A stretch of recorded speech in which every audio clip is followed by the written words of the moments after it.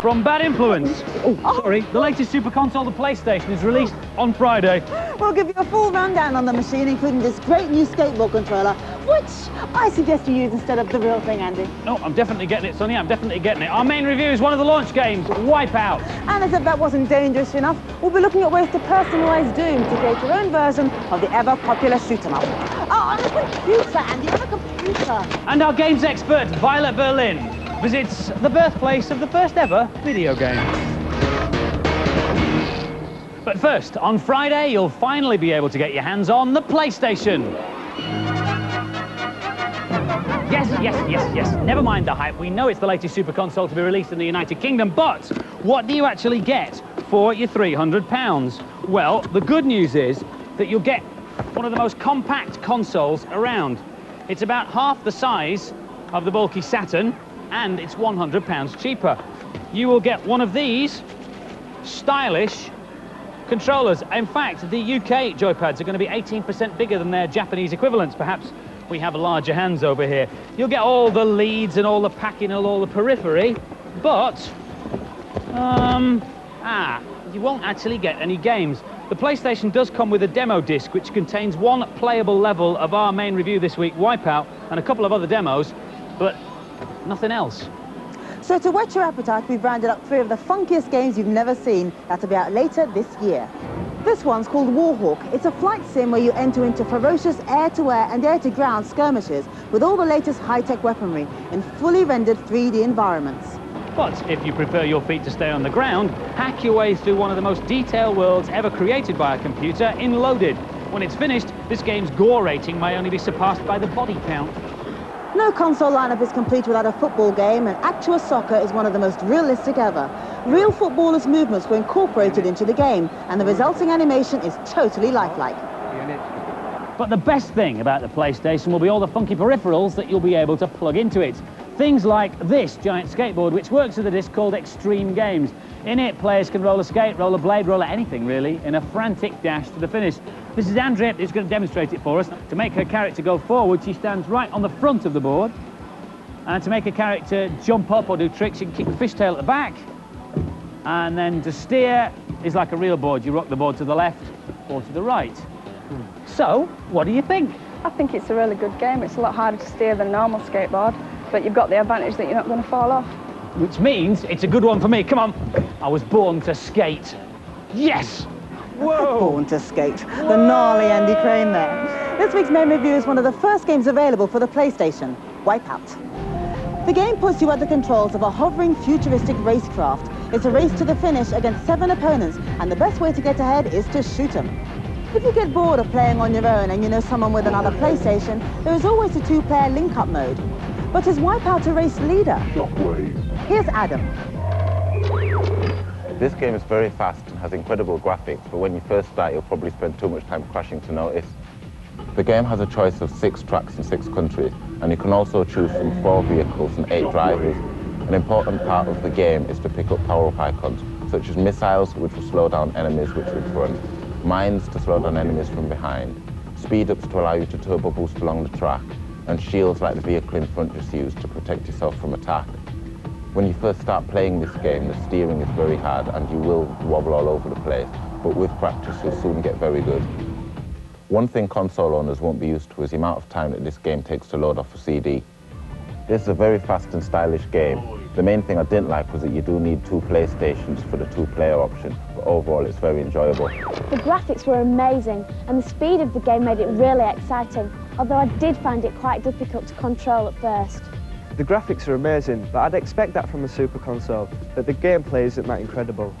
And the scores then, not a complete Wipeout, an average 3 from the boys and 4 from the girls.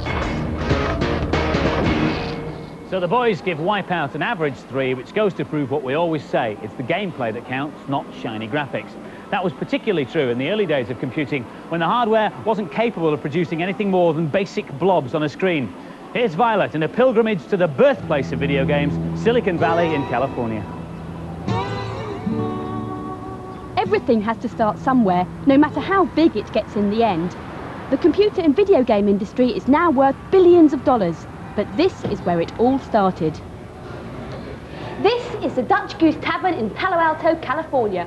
And it was here 22 years ago that a young guy called Nolan Bushnell walked in with a proposition.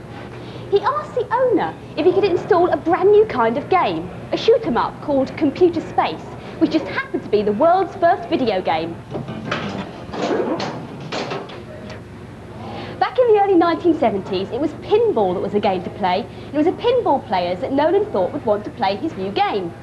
But even though Computer Space was pretty basic by today's standards, the pinball wizards just couldn't get the hang of his newfangled video game. Nolan was way ahead of his time, and the game bombed. Nolan wasn't put off, and he set up a workshop in his daughter's bedroom. He vowed that his next game would be so simple a monkey could play it, and instead of building 500, he just built one. This time, he decided to test out his game first before going into production. He used this place, which used to be a bar called Andy Capp's Tavern. The game he invented was called Pong, a kind of tennis game played with a square ball. But after only one weekend, disaster struck.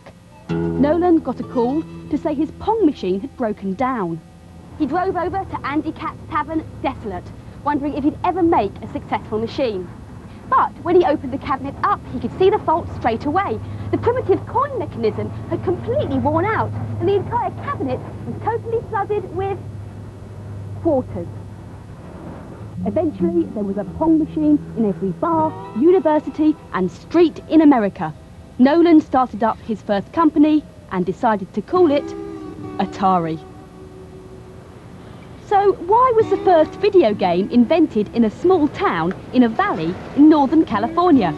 To find the answer, I've come a few miles down the road to the Tech Museum in San Jose. When Nolan was dreaming about video games, this area around San Jose was at the centre of the fastest growing industry in the world, the computer industry. It was here they invented the silicon chip, and where, to this day, they produce over 80% of the world's supply. It became known as Silicon Valley. Silicon chips were revolutionary because for the first time it was possible to build a small computer that people could use at home.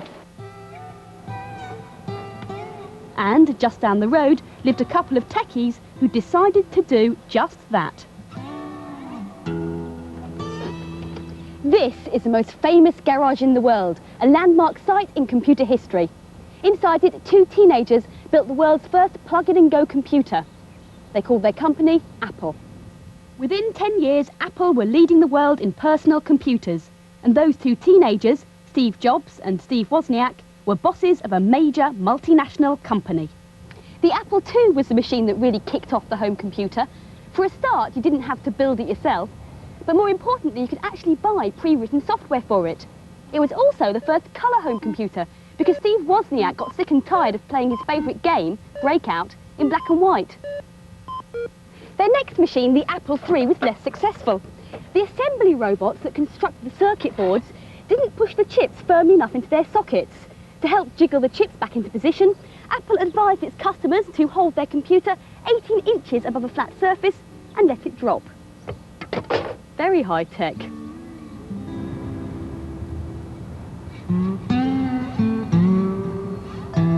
Today, the likes of Wozniak, Jobs and Bushnell are multi-millionaires, and the companies they started are massive, employing thousands of people. Computer and video games are now very big business, and the days of the adventurous lone techie building machines at home by torchlight are long gone.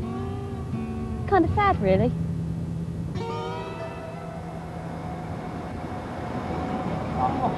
A few watery eyes amongst the bad influence techies in the studio here. But if you're wondering what these little white things are... Then here's a clue. This building is the home of Apple in America. These little white things are actually sculptures on their lawn of the icons you'd see if you used a Macintosh computer. There's the hand, for example.